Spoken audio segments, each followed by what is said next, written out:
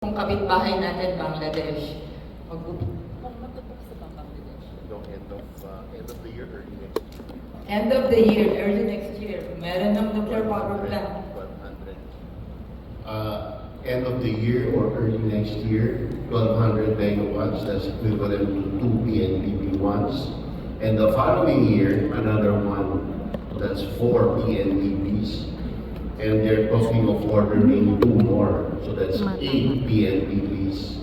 And here we are arguing after 37 years. So that's why we got kamote, kudela. So kapitbahay din po natin yun. At alam po natin ang implication nun because they're very near sa atin. They will get the investors and we will be kangkuman. So kaya po kami talagang career. Kami po na nandito, we're all advocates po. Wala po kami mga kumpanya na nare-represent. We're like, ako po, I'm working, this is my advocacy. I have my own job. But this one po is very important for all of us. So lalo na ngayon na the world is turning to nuclear, baka mapag-iwanan ulit tayo. So, nag-mention si Mark kanina ng mga countries that are going nuclear. Ang kapitbahay natin sa Bangladesh, magkakaroon ng nuclear power plant. So, every time po may ganito kami, ang palaging tinatanong sa amin over Zoom or on radio, ang last na tanong palaging, kaya ba ng Pilipinas? Handa ba ang Pilipinas? Ang palagi namin sinasagot, kaya ng Taiwan, kaya ng Bangladesh, di ba? Ang galing natin, kaya natin. So there. So, we open the floor for questions. Ang bilis. Dugi. Thank you. Thank you for the enthusiasm and the question. So, let's make this a lively discussion. So, tanong lang kayo. They're here. They know what they're talking about. I assure you. I mean, I sat with Wala yung mic, ayaw kumana. Congressman Coangco during the PNP tour. Baro na ng mic. Sobra. Wala.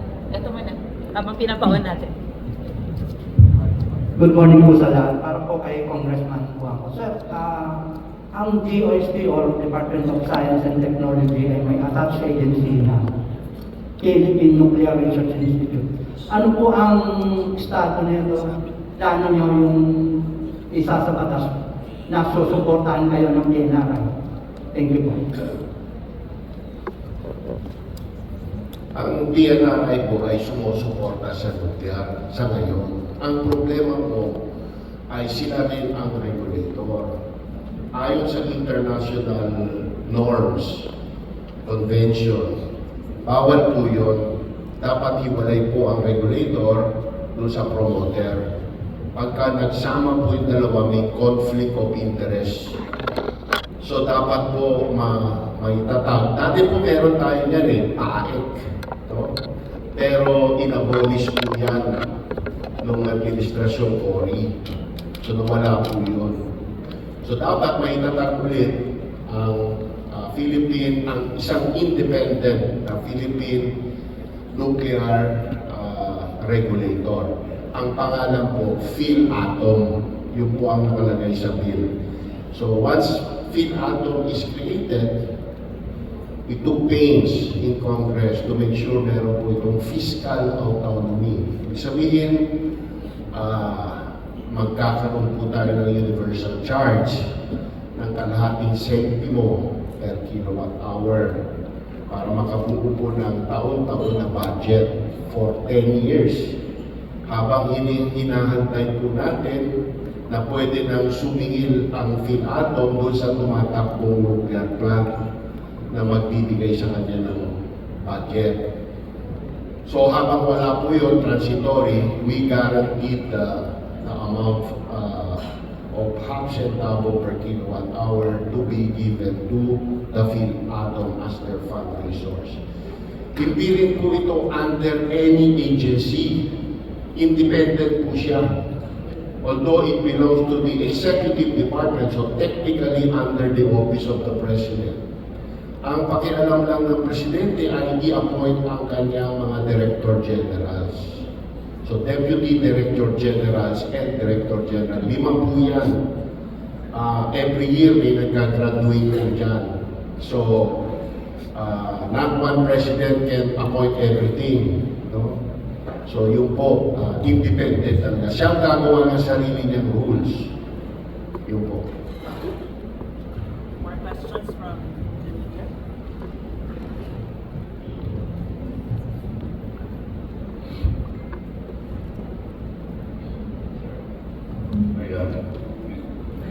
Good morning, Congressman. Good morning to our panelists. I'm Ronald Hota. Ewan ko natatanda pa ako ko. Thank you very much for accommodating sa season. Anyway, matagal na kong dinidiscuss itong nuclear power. My first question is, what happened to the parts and buildings or accessories doon sa bata o morong bata? What happened? 100% good. Kaya nga, Ang bataan po ay 100% complete. In 1984, siya po ay pumasa sa kanyang hot functional testing. Saan na pinaandar po lahat ng makinarya gamit ang steam na generated by electricity ng kanyang sariling steam generator. Nag-generate po siya ng 5 megawatts on and off for several months para testing po lahat. And the following year, pipila po ng gobyerno ang IAEA OSAR 2 mission which certified it as ready for core loading. Pwede nang kargahan ng nuclear fuel. The nuclear fuel was here on hand. Ngayon na nakialam po si Ambassador Solars ay hindi Solars, yung US Ambassador noon, no? Nakialam, anti-Marcos siya. Ang problema na naglaro ng politika ang ating presidente noon, si President Marcos Sr., na-delay, nabutan ng February 1986, and the rest is history. But it's a complete nuclear plant. Yeah. Isa pa, meron na komentaryo siya. So there are companies out there where any part you need for a nuclear plant, you can call them up, they'll send their experts, see what you need, and they can replace it. So for example, Westinghouse, one of the greatest nuclear companies in the world, they don't build nuclear plants. They make the parts, like those parts, and they have expert teams that can go replace any pipe. They can replace any well. They can get it done very quickly. What happens in these nuclear plants, as long as you have the reactor vessel that's there, the big tea kettle in the middle, and as long as you have the dome over the top, every other part in the reactor can and has been replaced and is just an ongoing part of nuclear maintenance. It's like keeping a big steamship, a big cargo ship up and running. It's like any large piece of equipment. So what it means is, if you were to start up BNPP, there would be a complete inventory of everything. There may even be some good parts in there that you think, why not? Let's include it in a work package to get this reforged from the Koreans, because they are already updating their own plant of a sort of the same type. Or order the new part from the Americans, they can remake the same part. One thing I've heard is people saying, oh, this BNPP, it's old technology. Not really. The BNPP shares almost every single feature with the most advanced reactors that countries are actually ordering from America, or ordering from Korea, or ordering from China, ordering from Russia. On one hand, you might say, does that mean technology did not advance in nuclear? Maybe we would like it to advance faster, but the truth is, this equipment, it turns out, it operates brilliantly, and the more important part, plants like this don't really wear out. Ever.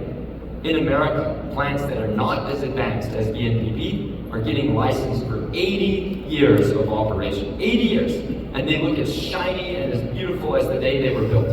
So BNPP is starting at 0 years, but it's more modern than many of the American nuclear plants that we are very proud to keep in operation today. So even if there are parts there that would need to be replaced, I'm not saying it's as simple that you would just get the best people on it. You would get the best companies bidding to provide the services, and you would get it up and running in that normal fashion. This sort of operation is very normal across the whole world of nuclear energy. It's happening today. In France, France has 56 reactors. Almost all of them need new and updated parts. They're going to get some of these parts and services from Westinghouse. They're going to do a lot of it in-house, and a lot of their reactors are not even as new as BNPP, and they're just going to get it done to keep their economy strong. These are very simple processes. It would just have a lot of emotional meaning for your country since you've never started up your nuclear plant yet. Dagdagan ko lang.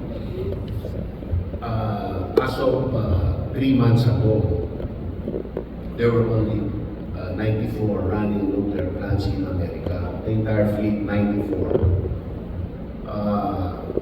At that time, about 3 months ago, the newest nuclear plant of America was Watts Bar 2, which was initiated 6 years prior to PNPP 1. It was only 60% complete.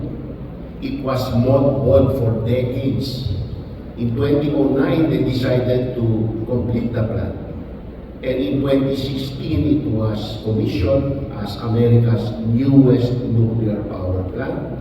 It was given a 40-year operating license by the US NRC, is entitled to 2 20-year extensions for a total lifetime of 80 years. So there is precedent. We're not doing this for the first time.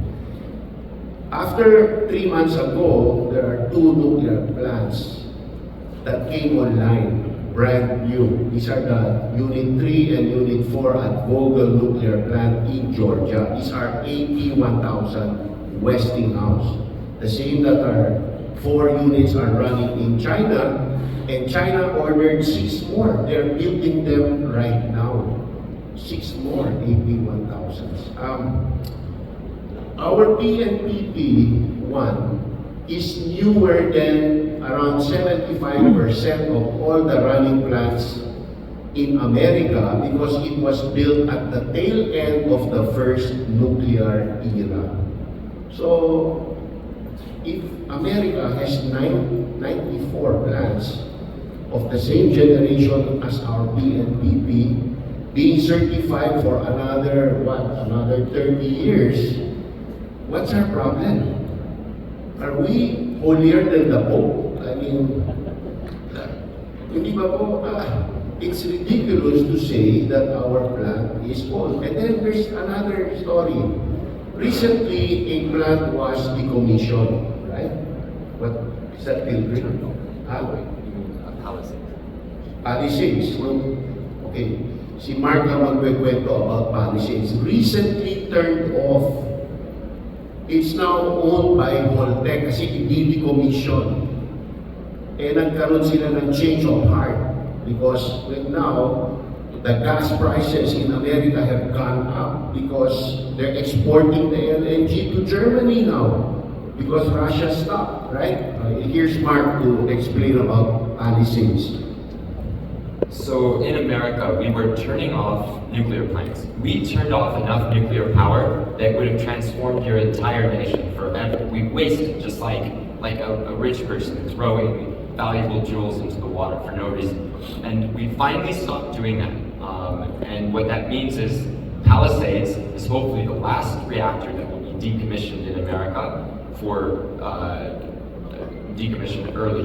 So this is a plant that is only a little bit larger capacity than BNPP. If you looked at a picture of it, it would look very much almost exactly like BNPP. And it is older than BNPP. And they turned it off only because there was momentary cheap gas in America. You can't get our cheap gas, it's too expensive to send it over, but we had cheap gas in America that we were burning, and we canceled the contracts to the electricity. We now have changed our mind.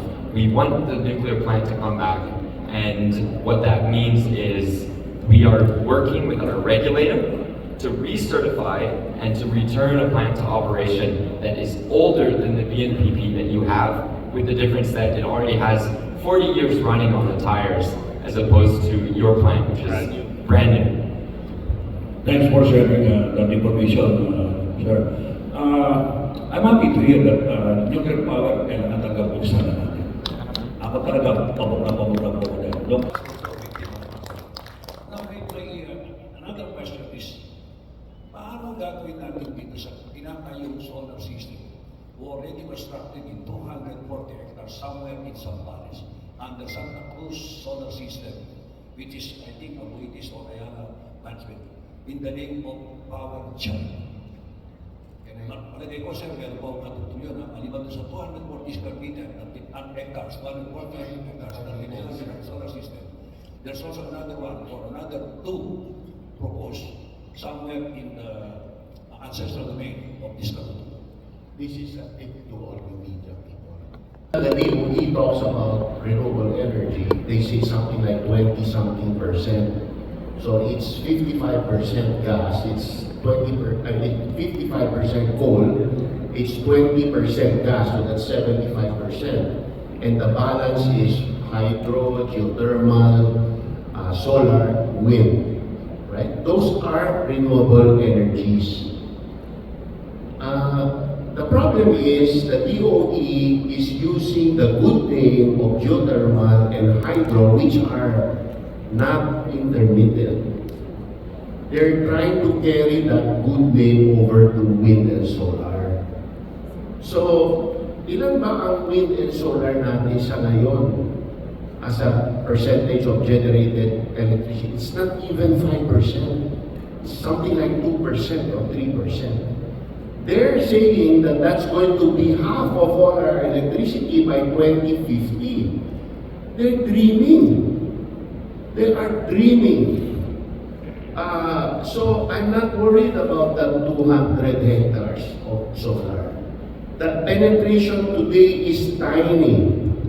If we get our act together and do nuclear, the people will see it will become self-evident what is the right direction to take. We just need to give it a chance. And I would tell all of you here, we've given everything else 37 years of a chance. Everything else has failed spectacularly.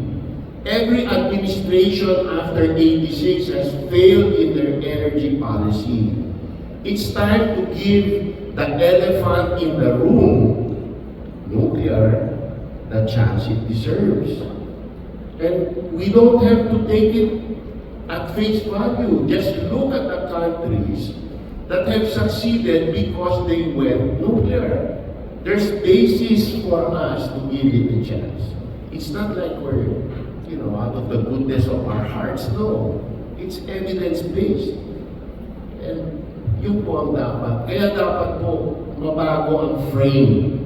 Kasi palagi ang frame, dihado si nuclear parang bakit natin papayagan. Baliktad. Bakit hanggang ngayon di pa natin nasubukan yan? Yun po.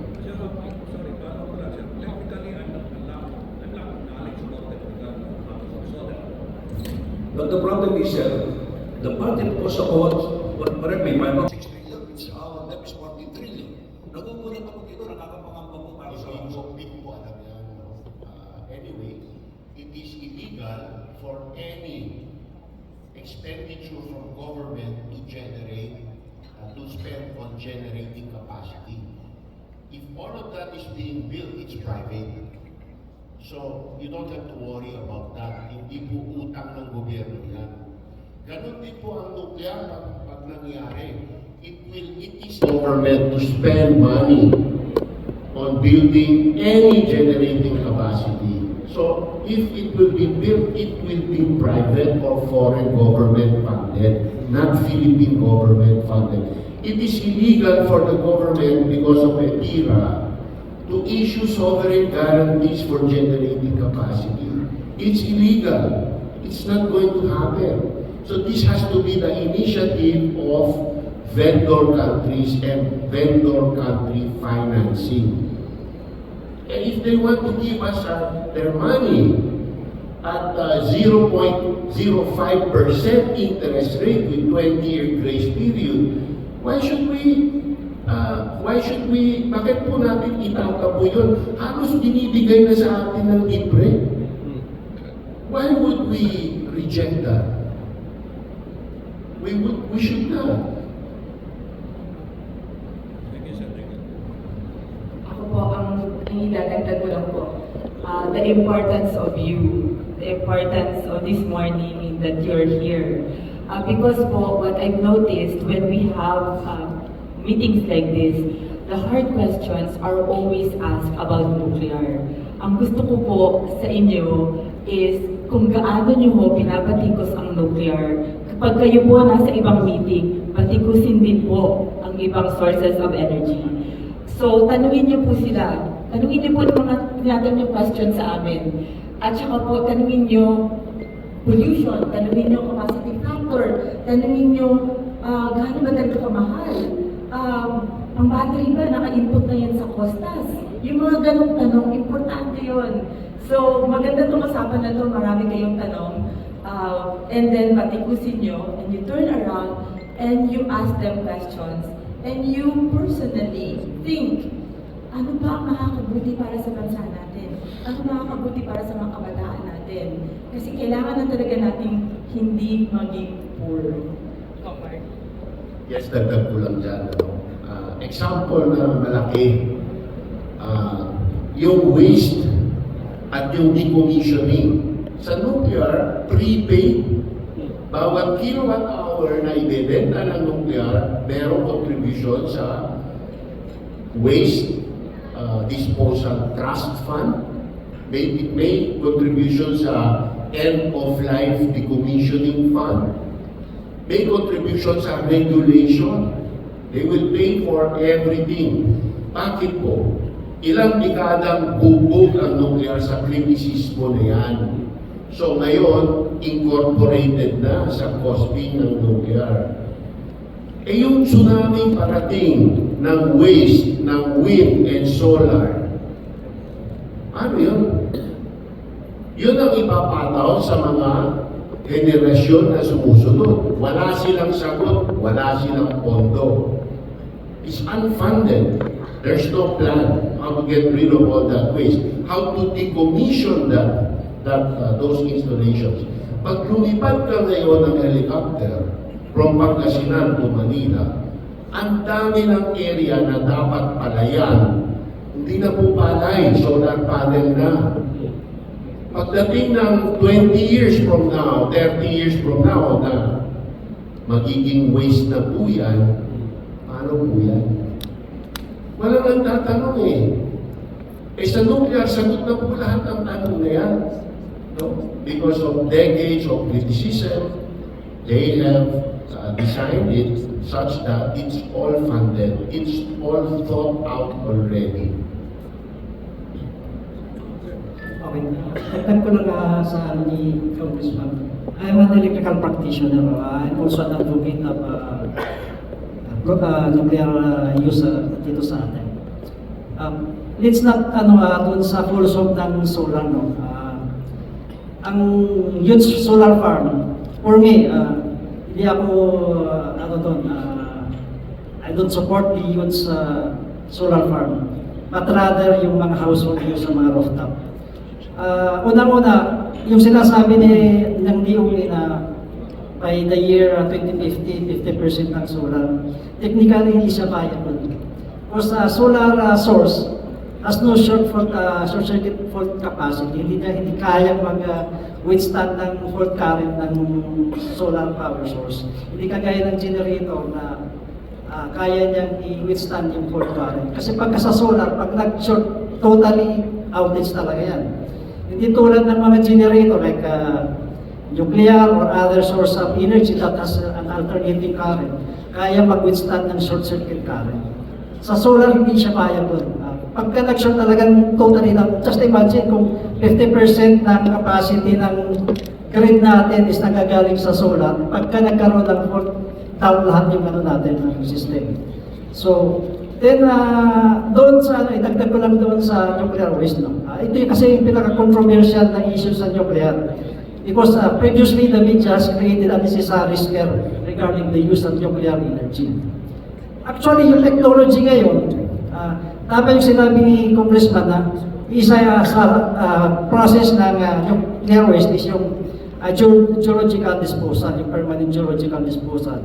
But the technology nowadays, actually, wala nang nuclear waste.